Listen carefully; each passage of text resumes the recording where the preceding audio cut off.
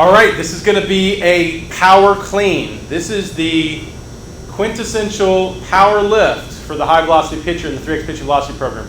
This is where we measure power to weight ratio, right? So we want a 1.5 power to weight ratio, ideally in this lift, for every athlete.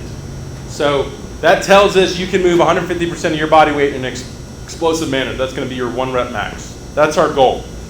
This is a pure power movement because the speed of the movement is as important as the fact that it's moving. All right, so, or the force. So speed of force is really what this movement is. And that's what high velocity pitching is. Another thing, we do these movements, or these lifts, these Olympic lifts, and then less than a second. We also throw, or a high velocity pitcher throws a pitch in less than a second. So we're training not only speed of movement, but we're training it at a maximum based using a heavy load, and we're training it less than 1 second. And ultimately, that's what's going to make us a high velocity pitcher, being able to move at our maximum in less than 1 second. And that's really the approach here, or why we use the Olympic style approach with the 3x pitching velocity program, because it gives us no better place to train maximum power in a split second. Another thing, these are technical lifts. These are, because we throw the bar, just like throwing a ball, we have to control our bodies very sophisticatedly. So we have to do that here also with these lifts. So they're very technical, they're very difficult. That's why a lot of strength coaches stay away from them, because they're hard to coach. But the benefits, the results are magnificent. It's what we want. It's performance enhancement. So if you really want to be the best of the best in anything, these Olympic lifts are a great way to get you there if genetically it hasn't been enough, right? So that's another thing. We're training not only maximum power output, but we're training dynamic athletic performance. We are moving dynamically, very technical, very mechanical, very efficient, very much on point to make sure that every ounce of force we put into our bodies, and as quick as we do it, it's all directed to the goal, which is moving the bar to the upper body, or moving the ball from your hand to the target as fast as you can, or here as heavy and as fast as you can. So a lot of similarities here. A lot of misinformation out there in baseball around them, but as the community, as baseball becomes more informed, these lifts will become more important because they will give the better alternative to performance enhancement. This is a legal performance enhancement training program as opposed to the ones we've heard of that have been all over the news, which we know are illegal enhancement programs. So this is the way we do it, guys. This is the best way to do it. This is not anything new.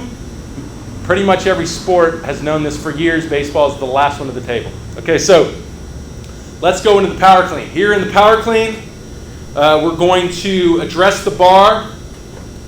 Basically, first, let's go into posture. Posture is critical to any kind of high performance movement, like a power clean. So one difference between the cleans and the squats is we are in a hip width position. So you want to stand hip width to the bar. We're going to put our feet halfway under the bar because we want this bar as close to our bodies as possible. Because when we move this bar, if it gets away from our center of gravity, we are going to go with it, specifically the heavier it is. So get the bar halfway of your feet, close to your body. All right. From there, good posture would be getting your feet straight, squeezing your butt to get your hips under you, squeezing your stomach to balance your shoulders over that, align your spine, putting some torsion in the legs by turning the knees out or turning the whole the shank of the leg out, and then even doing that with the arms to pull the shoulders back, which is where we need to be in the front rack position. The most difficult thing for any beginner in this type of a lift is going to be the front rack position, because it's a highly flexible, mobile position we have to get in, specifically if we're in a full clean. We're not doing a full clean here, but catching that front rack with our arms are fully flexed under the bar. We will only get there with good posture, and if we don't have any scapular problems. If we have scapular protraction where the scaps are out, the shoulders anterior tilt or anterior tilt, we can't get up into a front rack, so the bar hits the arms and it beats up our arms. Okay, we want to get it. We want to get our traps back. our arms, our shoulders back, our elbows up, so we can get that bar landing underneath our collarbone, on top of our clavicles, right there on the meat of our upper body. And that way the arms isn't taking the load. That's the biggest challenge. So that's what we do in a beginner program. We do that in practice. We practice finding that front rack position with very little weight, maybe just the bar, until we get comfortable there, and then we can move up. We would not push you into weight until you had developed muscle memory around these lifts. You have the technique required to be able to enhance your performance. All right? Makes sense. All right, so that being said, we've got good posture, squeeze the butt, squeeze the stomach, torsion. We're going to drop down into full hip rotation. There's a high demand on hip mobility in Olympic lifting, as well as high velocity pitching. So we want to go all the way to the floor, butts down. We want to go thumb grip. We want to wrap our thumbs. If we don't wrap our thumbs, we lose this bar. Wrap our thumbs, roll into the palms. We want to pull from the palms, not the fingertips. We will not pull good weight from the fingertips. Pull from the palms. Let's take our butts just above knee height until your arms lock out. Push your knees out into your arms. Hold tension. And from here, we are going to go in slow motion. We're going to go knee extension, keeping the bar close to the body. Hip flexor extension, ankle extension, power shrug.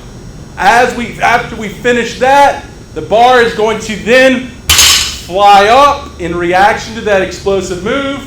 As we come down, take our feet from hip width to shoulder width, slap the ground, create a stable base, drop the butt just a bit to put the load in the quads, keep torsion in the upper body so the elbows can flex under to catch the bar on the top of the upper body.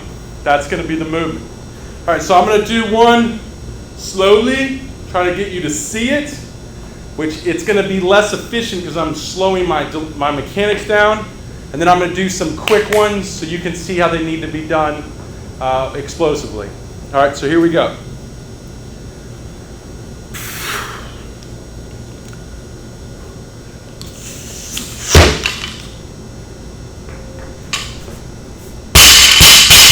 We drop the bar as much, and if you want to be in a weight room, you can drop the bar because it's safer on you.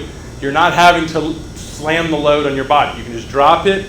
Don't need the added extra stress. Like a rubber platform. All right, I'm going to speed it up.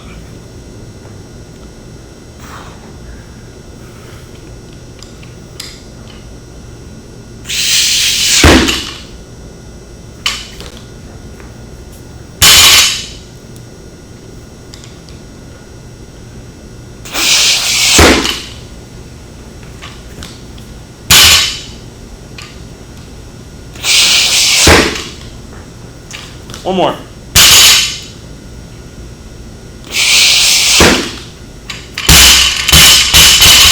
When we catch, we want to catch it and stabilize. We don't want to dip. We want to catch it, knees bent, stick it, and then drive it up. Just like pitching. Stick your front leg, drive it back. So the catch simulates the front leg. The drive or triple extension simulates the drive leg of a high velocity pitcher. All right, so that's the power clean and why we use this superior lift to develop the high velocity pitcher.